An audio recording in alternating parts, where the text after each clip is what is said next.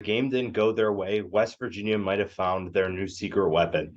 And when they needed a running game attack to open up, they went to a tight end. Yes, that's right, a tight end. CJ Donaldson emerged as the go-to back for West Virginia against Pitt, and it was really fun to see him run the football. We saw a lot of exciting things from him, the potential of what he can do, and at 6'2", 240 pounds is really tough to tackle him. Pitt had a tough time all night, and we're going to take a look at what he did that was so good and why he was so successful. Now, the first one we saw him was in the second quarter, and you're going to see Pitt is going to be just flowing too far. They're going to over pursue to where they think the path is going, where his path might be, but he's going to have a cutback lane because he sees the opening because his linemen are pushing everybody to the right, and he goes to the left. And you see the power in his frame at 6'2", 240.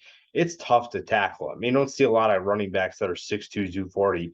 And you just see the power in his frame. You can't do arm tackles like Pitt tries to do here. Then it's off to the races. And then this is just a violent attempt to try and stiff arm a guy.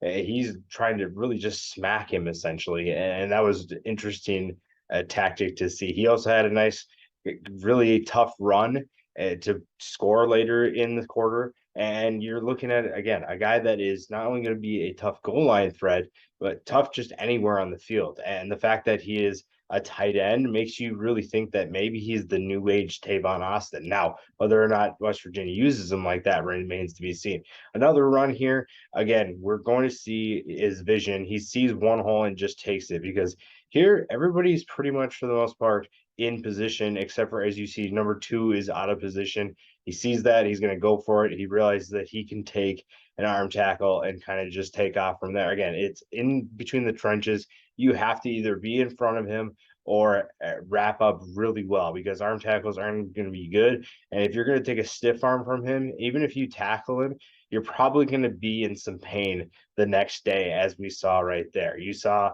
the power that he brings, the stiff arm that he can do, and then you're looking at 240 pounds back on you.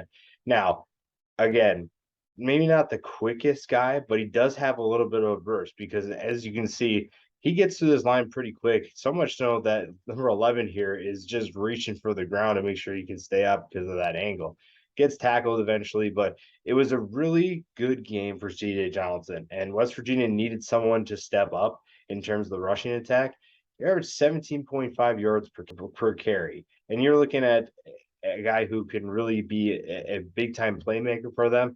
Maybe not as quick as what a Tavon Austin was, but it seems like West Virginia's solution to finding running backs is to use their wide receivers or tight ends. Whether that works for the rest of the season or not, whether he's going to continue being the running back remains to be seen. But they know that they have an explosive option if he decides to continue with that, if Neil Brown decides that that's where they want to go.